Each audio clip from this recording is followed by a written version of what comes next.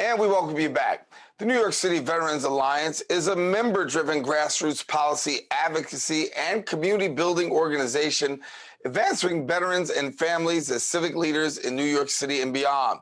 The Alliance envisions the community of veterans, military members, and their families being recognized, appreciated, and fully able to access services in New York City, New York State, and nationally, regardless of political affiliation, race, religion, immigration status, gender identity, or sexual orientation. As the leading advocacy voice for veterans and families in New York City, their mission is to empower veterans, families, and civilian allies, connecting as a community to advocate for improved policies and advance as civic leaders. Joining me now to share a little bit more about their point of view on this matter, I'm joined by the Deputy Director of New York City Veterans Alliance, James C. Fitzgerald. And James, good to have you. No, thank you for having me. It's wonderful to be here. Well, it's good to have you. You come at a good time. I mean, a lot has been happening across the world, the nation, and particularly nationally. We know that veterans have been the target of what's been going on in Washington, D.C. recently. The Biden administration with new executive orders. Let's unpack that a little bit and get your thoughts on some of the executive orders that the Biden administration has carried out. The first one dealing with transgenders in the military. Talk to us about your thoughts. It was a wonderful day to see President Biden sign the executive order lifting the trans ban.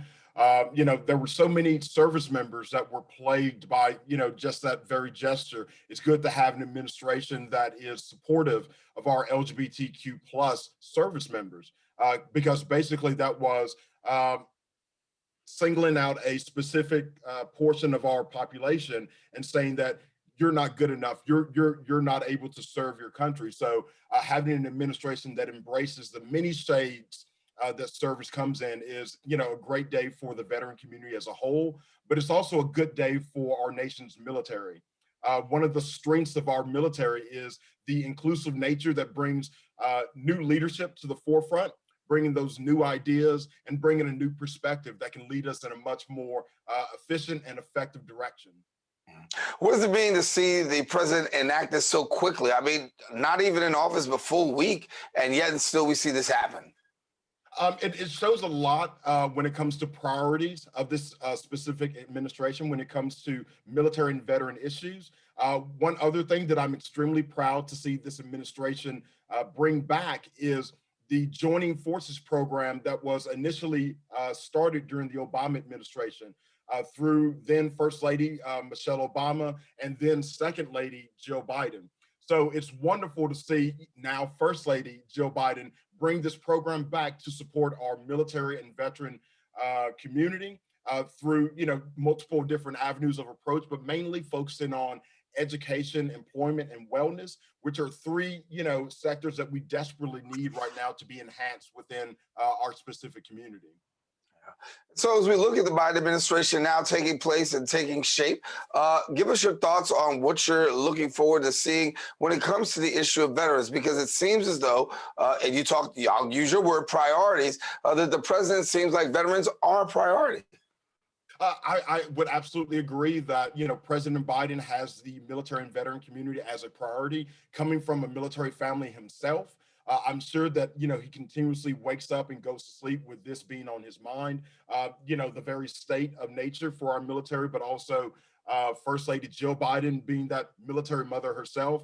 And, the traditional position of the First Lady has been to, be a mother figure to the military, to oversee their well-being and make sure that they're taken care of. So I do see that this administration is taking leaps and bounds to go out of their way to show that, this is going to be a priority of the entire administration to ensure that our community is strengthened. The nomination of Dennis McDonough as the incoming VA secretary is, very promising for our veteran community. We've seen the great things that this individual was able to do as the chief of staff for President Obama. So bringing all that experience and knowledge to our veteran community as VA secretary is something that we're very excited to see. But we also have very high expectations for this incoming administration, to include the incoming nominee for the VA secretary. We have a lot of work that needs to be done inside of our VA organization, and we're hoping to see great results from Dennis McDonough. And his success is the success of the veteran community. So we're all rooting him on. And I would like to extend a bit of gratitude to the Biden administration for selecting this candidate to fill this position. We need some fresh eyes sometimes on the situation in order to bring about that change that's been needed for quite a while. So we're all going to be waiting with bated breath to see what changes are going to be able to come through soon-to-be VA Secretary Dennis McDonough. Can you share with us a little bit about the other issue that the Biden administration is contending with? That's the COVID-19 pandemic, the ability for people to be vaccinated, particularly veterans. What are we hearing about veteran vaccination? We know the VA hospital has gotten some doses, but what are we hearing? What we're hearing here on the ground about the VA's role in vaccination is generally what we're hearing across the board when it comes to the rollout of the vaccination for this country. It's had its hiccups, but they're trying to work through that. And with the focus being on our older veterans now, we're trying to ensure that we protect the most vulnerable of our population. So there have been some hiccups, but the VA agency as a whole has done what they could in order to get as many of our veterans vaccinated as possible. And hopefully during this time period, we'll be able to smooth out any kinks that may be happening right now in order to move on to some of the other sectors of our veteran community, so we can start more of the process of gaining a herd immunity throughout our community. Well, please bring us some insight. How is COVID-19 affecting the veteran population? Our veteran community are being impacted by COVID-19. I'm going to hit straight for what COVID-19 looks for, which are upper respiratory situations that many of our veterans are dealing with. Also, our active duty personnel that are still deploying are running into burn pits, which is the post 9/11 version of Agent Orange. So you have these situations in which veterans have been exposed to multiple toxic agents during their military service, and our active duty personnel are being exposed as we speak while on deployments. But these directly affect the upper respiratory conditions of our veterans and our active duty service members, and that's exactly what puts them at high risk during the COVID-19 pandemic. So our veteran community as a whole, not only being an aging veteran population, but dealing with some of these upper respiratory conditions that COVID-19 seeks out and makes us more vulnerable when it comes down to the medical impacts of this pandemic. The other aspects of impact to the veteran community come in a mental health respect. Many of our veterans are older. They don't have many close family and friends in order to ensure that they're taken care of. So there's an isolation issue that comes up. There's also situations in which a lot of our veteran community at a higher rate than the general populace are homeless. So, they have one of two situations that are facing them. Either they can go to veteran specific homeless shelters in which they're going to be in communication with other individuals that may or may not have been exposed to COVID-19, or they're, out on the street facing the elements. And, it's wintertime here in New York. That's never a good time for anyone to be out on the street. We want someone to not only be in a safe and secure location, but someplace to where, they can be warm and lay their head down knowing that they're going to wake up in a secure environment. Yeah, our studios are 2 minutes away from the Veterans Hospital, and right here in the borough of the Bronx. And one of the questions that we have is, how are hospitals faring? What are you hearing about the hospital crisis? I know that they've been inundated with COVID-19 patients, but what else can you tell us about what you're hearing about hospitals and how they're faring in all of this? So all of our hospitals here in New York City have been inundated with veteran patients, either dealing with COVID-19 or dealing with the current conditions that they've always had as veterans. But one of the main things that I will say that has changed during the COVID-19 pandemic is the method of communication that the VA has utilized. Instead of a lot of the in-person appointments that we relied on in order to receive services, the VA as a whole have done an excellent job of transitioning to telehealth. But I will mention that, with our aging veteran population, sometimes that's a double-edged sword. We have these new technologies in order to reach our veterans, but some of our older veterans don't have the technology access in their homes. So it's a double-edged sword that we have to take a look at. But that is one of the things that we're hearing on the ground is, the shift in technology is impacting some of our veterans, mainly our older ones that don't have that access or don't have the user knowledge in order to have that being the primary means they connect with their care team. But also a lot of confusion is happening on the ground with them not having access to the actual VA facility, trying to figure out where to go to receive that same level of care. Has been an issue that's been ongoing since the beginning of the pandemic with with an effective dissemination of information. So we've been on a campaign to ensure that every single veteran that comes in contact with NYC Veterans Alliance is able to receive accurate and up-to-date information, because we know that that can be the make or break moment for a lot of our veteran families that are in need. Yeah. Speaking of hospitals, I want to take it down to Manhattan. A recent legislation has had the renaming of the Manhattan VA. Fill us in. So, it's a wonderful announcement that NYC Veterans Alliance is able to make after several years of advocacy and, talking to our elected officials about why this change is needed. We can finally announce that the Manhattan VA Hospital is going to be renamed for the first paid and pensioned woman veteran, Margaret Cochran Corbin. So the VA hospital on 23rd Street is going to be renamed the Margaret Cochran Corbin Campus of the New York Harbor Healthcare System. It's a mouthful, but it's one of those things that I'm excited to express, because not only is this a shift in VA culture to let us know that this organization will be recognizing male service members, but also our women service members and everything in between.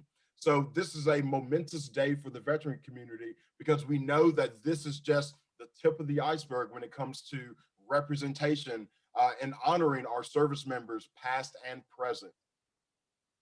So as we talk about honoring our service members and we give honor to those who actually served, talk to me about, how do you feel as a veteran? Do you feel as though the country does a good job in recognizing veterans? For me as a veteran, but also as a community leader for a veteran serving organization, I feel that we have so much in front of us to do when it comes to recognizing the true service and sacrifice of not only service members of our past, but also our currently serving service members.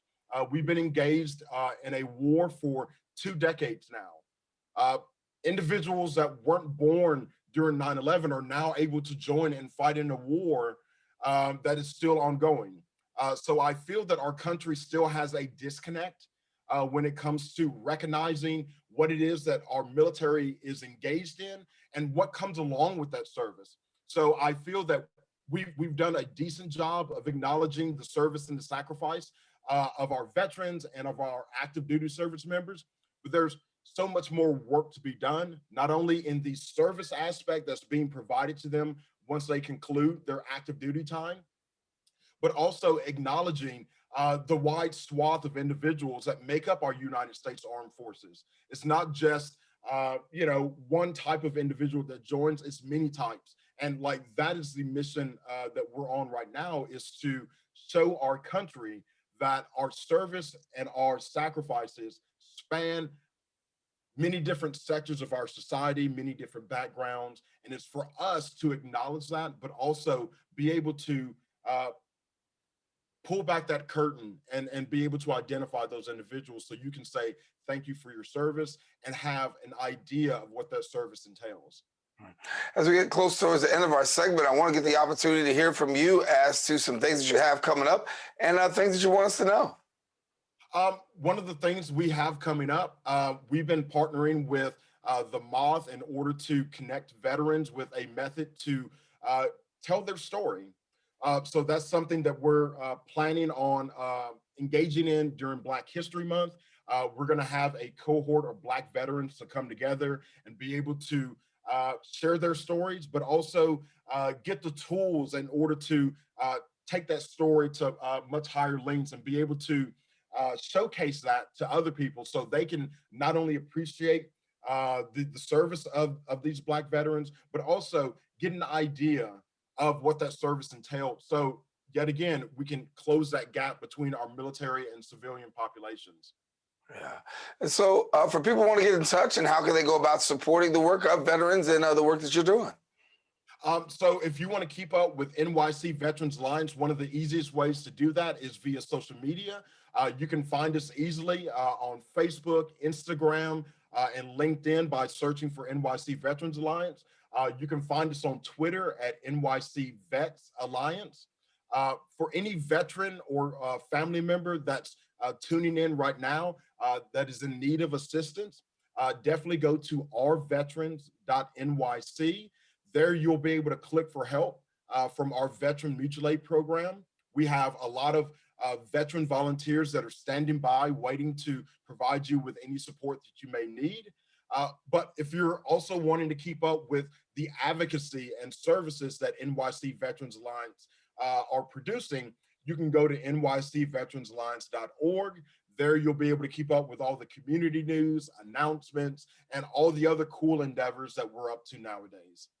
We want to thank you for joining us and being here with us on the show. Certainly, the great work that you're doing on behalf of veterans, and also for you as a servant and one who served our country.